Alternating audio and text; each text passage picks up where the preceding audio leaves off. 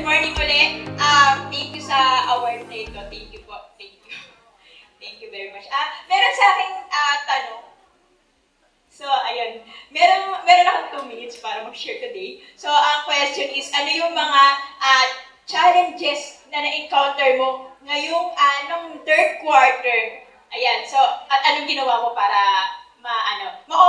ma-conquer mo yung challenges na yun? So, ang challenges na na-encounter ko nitong third quarter is parang sa totoong buhay na-overwhelm ako sa dami ng mga obligasyon ko sa bahay. Totoo yun. So marami nagsasabi sa akin, sabi nila sa akin, buti ka pa nga, nakapokus ka lang. Buti ka pa nga, wala kang ginagawa. Yan lang, malalaki na yung mga anak mo. Sa totoong buhay po, hindi po yun totoo. Sa totoong buhay po, sa akin po lahat ng obligasyon sa bahay. Once na umalis na yung 2 kong anak, akin na lahat ng trabaho. Ang dami kong ginagawa sa bahay namin. At plus, meron pa po akong nanay na inaalagaan. Meron pa po akong pinagsisilbihan na nanay. Ako rin po yung naghuhugas ng nagluto, lahat po ng chores sa bahay sa akin. So, hindi po siya totoo na buti ka pa, nakapokus ka lang talaga. So, sobrang dami po ng ginawa ko. At yung anak ko pong isa is nagdagdag pa ng mga activities sa school. That's why naging driver po ako. Umaga at hapon ako po yung taga-sundo sa kanya. So, ang dami. So, yun po yung mga challenges ko na na-encounter ngayong third quarter. Yon. So, ano naman yung ginawa ko para naman ma-conquer ko yung challenges na yan. So, ang ginawa ko po, prioritize wisely.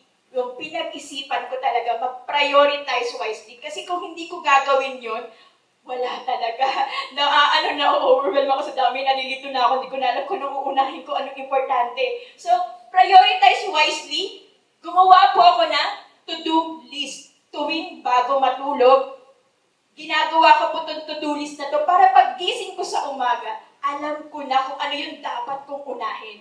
Alam ko na kung ano yung mas priority sa pwede naman sa mamaya na lang. So, ganun po yung ginawa ko. Kapag po nagawa ko na yung isang bagay, check-checkan ko na siya. So, ang sarap sa pakiramdam no, nag-check ka na, wow, may nagawa ka na. So, wow, may na-accomplish ka na. So, sa pamamagitan po ng to-do list na yun, na ginawa ko po sa sarili ko, mas na-prioritize ko po yung mga dapat kong unahin. So, dahil doon, naging productive po yung araw ko. At dahil din po doon, nakapag-focus ako sa goals ko kasi alam ko na kung ano yung mas importanteng unahin. So, yun po, at nagamit ko po yung oras ko wisely. So, ayun po yung akin pong ginawa para ma-overcome ko po yung, para ma-conquer ko yung challenges na kinaharap ko nitong third quarter.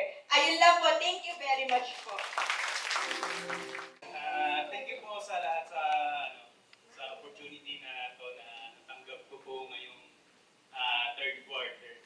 Siyempre, thank you sa family ko, especially sa wife ko na lagi kong kasama sa ginagawa ko araw-araw. Ayun. Yung question, what specific challenges did you encounter last third quarter and how did you conquer them to achieve high sales volume? Ito po yung challenge. Magkaroon ng good result more specifically sa sale. At yung challenge po, ginawa ko yun ng sarili kong challenge. Tapos ano po yung ginawa ko? Ito po, mastery ng project. Nag-focus sa isang project hanggang ma-master ko ito. Dahil dito, nakukuha ko ang attention ng client para magtiwala sa akin.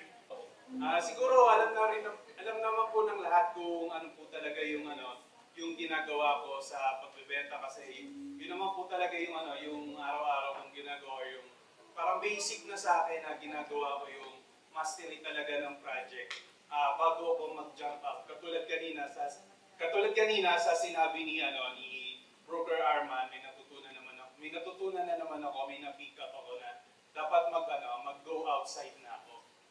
Siguro soon, meron pa lang akong mga ginagawa, meron pa akong gustong magawa pa bago ko gawin na mag-step out. Tapos ito po yung pangalawa. Ito natutunan ko rin ito kay Broker Arman pa rin. Deliver better presentation. Improve the terminology na ginagamit sa pag-present. Mag-prepare ng computation kasama na dito ang discount para kung sakaling maisip ng client ang cash payment ay may option agad sila. Ayan. Thank you, Broker Arman. Tapos, close sale. Siyempre, pagka ginawa mo naman ng tama yung ginagawa mo, tapos prepared ka sa pagkausap mo sa clients, sure na yun sa close sale, hindi na malayong mangyari yun. Magbigay ng maayos na serbisyo sa mga client. Yung tiwala nila sa akin nang mag-reserve ay nadugtungan ng isa pang tiwala nung mag-refer sila sa kamag-anak, kaibigan nila para mag-avail din ng unit. Nangyayari kasi yun ng totoo na pagka nagbibigay ka ng maayos na serbisyo sa mga kliyente, yung tiwala nila sa iyo, i-extend nila yung tiwala hanggang sa kaibigan nila, kamag-anak nila, tsaka kung sino pa pong mga kakilala nila. Ay, that's it na po. Thank you po! Good morning po ulit, SM family. Same question din po yun sa akin. Ano ba yung pinaka-challenge na pinagdaanan ko? Siguro yung rejection. So, marami kasi akong tripping na nare-reject ako na, which is pinanghihinaan ako ng loob. Pero, mas inaano ko na yung positive mind palagi. Kasi kung iisipin nyo yung mga naging rejection mo, yung mga cancel sales, di ba? Parang panghihinaan ka na lang ng loob na hindi magpatuloy. Pero kung meron kang goal na ma-achieve yung mataas na sales, then yun, importante din na hindi lang tayo basta kumuha ng reservation. Mahalaga na makip natin yung mga client natin. Kasi kung yung mga client na natin na nag-reserve lang din, hindi naman natin na-maintain na maano nila yung bahay na kinuha nila. So, bali wala lahat ng naging reservation. So, i-keep po natin yung mga client natin. Yun po yung pinaka-importante sa lahat. Then, isa pa sa challenging is siguro yung pagiging full-time mom po.